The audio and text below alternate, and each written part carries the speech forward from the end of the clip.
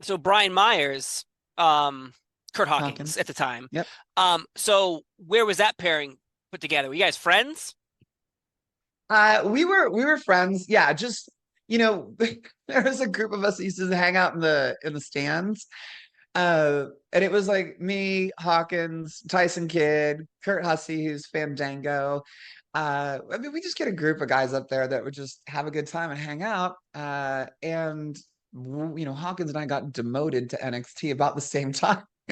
Hawkins was, on the verge of being fired, so he came down to FCW, and that's where I got to know him. And so when we were back on the road and I got taken off TV, I think he came to me one day. He's like, "Hey, look, we're both down here. If we don't do something, we're gonna get fired. You want to tag?" I go, "Yeah, okay, I'll tag with a former Edgehead who is one of the absolute best creative minds in the business." Sure, no problem.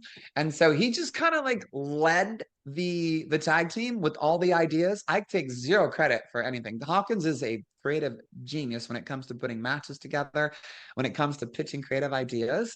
And I just rolled with it and I learned the whole time. And so he came to me, he put the tag together. I'm like, yes, please. And it was a great time. I had a great time working with Yeah, so you get. I believe at one point you're ripping down signs in the audience together, and then John Cena gets him. Yep. involved as well. Like Yep. that again. Obviously, you're not in the main role, but you're also prominently Yeah. positioned sometimes when in storylines that matter versus someone just being thrust into a go lose match. Because there was those Right. those times where you and Myers were everywhere. It seemed like every time I put on Yeah. TV, you were involved, and so like So TV close. time is TV time, I guess, versus not being on TV. Right, right. It was fickle though, and it's exactly what you said it was. It was just all over the place. There was no home for us. Yeah. And I believe a lot of that was because Hunter had just kind of stepped in as the head of the creative department and he was taken over. It was talent development. I don't know if they still have like the talent development department, so to Mhm. speak, but Hunter had just taken that over. It was his baby. And you could see like where creative had tried to kind of interject us here and there. And they're like, we got to do something with these guys. We don't know what to do. So they just kept giving us little tidbits here and there, but it never led to anything. Yeah. And when you look back on it, yeah, it was a cluster, you know what? But the moment I decided to throw in the towel was the moment that Hunter had taken over and gotten behind Hawkins and I. So he had pitched the whole stripper gimmick thing to us where Magic Mike had just come out. Remember Yeah. Magic Mike?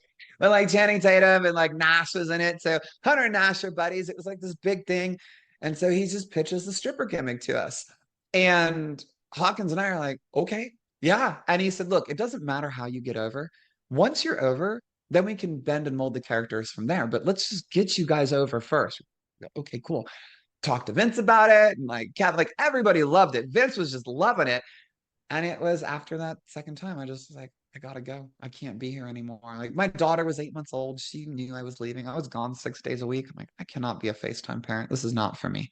So that's when I was like, hey buddy, I love you. Thank you for the ride, but today's my last day. And that was it. So the reason you left the WWE was to be home with your family. Yeah. Oh, yeah. It's so funny. It was so long ago, 11 years ago, something like that, 2012 when I left. And I see like the new crop of fans. They're like, "Oh, you got fired." I'm like, "I didn't get fired. I was getting a sick push." I was like, we were just in talks with Vince and Hunter. Like, I know where we were going. I didn't get fired. I quit on purpose. I walked into Raw at Fresno after SummerSlam because Priscilla, my wife at the time, had brought our new daughter Mia, and it was supposed to be like a little bit of family time, but I couldn't even help with the newborn. I couldn't help with Mia at all because I was so busy. And I ended up, my parents were driving through from Southern California visiting my brother. They were driving back up in NorCal, and I said, maybe you should hop in with my folks and head home. And she said, it's probably a good idea. And I watched them drive away, put her in the car with my folks to drive like 8 hours back to NorCal. And I just watched as they drove away. I'm like, I can't do this anymore. Like, that's my kid driving away, and I don't even have time to help her. And so I called my wife that night. I said, I think I'm done. She's like, okay, I support you 100%. I said, I'm done. I need to come be with you guys. So I walked into Raw, and told Jane Geddes I was done. And Hunter's like, no problem. Like, I get it. I got kids. So that was it. I'm like, I quit. And the best part about it though, Steve, is the next day when I got home, my kiddo took her first steps. and I got to be there for it. So it just reinforced that I did the right thing. Wow. Yeah, right? Like, Talk about like yeah, perfect. fate. Talk about it was all meant to be type of situation there. Yeah, yeah. Wow. So at the time, though, your schedule, what were you Mhm. working, say, a normal week, not European tours, like, are you working 6 days straight? What is your schedule, say, Sunday to Sunday?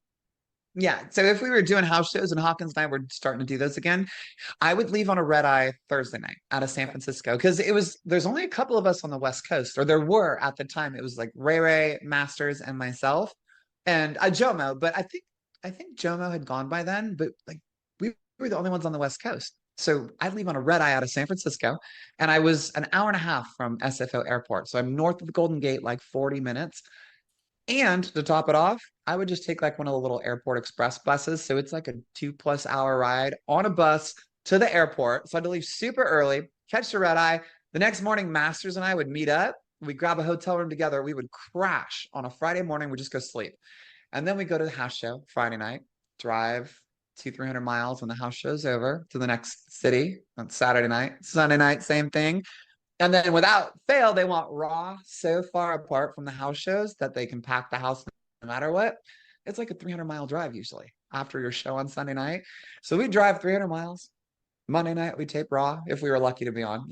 And then Tuesday was SmackDown. So we'd have to drive another 300 miles to SmackDown. Wednesday morning, we'd be on the early flight home, hopefully. I would walk in the door to my house back in Northern California, Sonoma County, about 3:30 in the afternoon. So I would be so tired. I'd say hi to Priscilla and Mia really quick. I'd nap. I'd wake up. It was time to put Mia to bed. I'd give her a kiss goodnight, put her to bed, spend a couple minutes with Priscilla, crash. I'm so tired. And the next day I fly out at midnight or fly out on the red eye. On the red eye. I can talk, I swear, God. Next day I would fly out on the red eye. So I'm home for maybe 24 hours and at the most if I was doing house shows. Wow. How do you be a parent? You can't.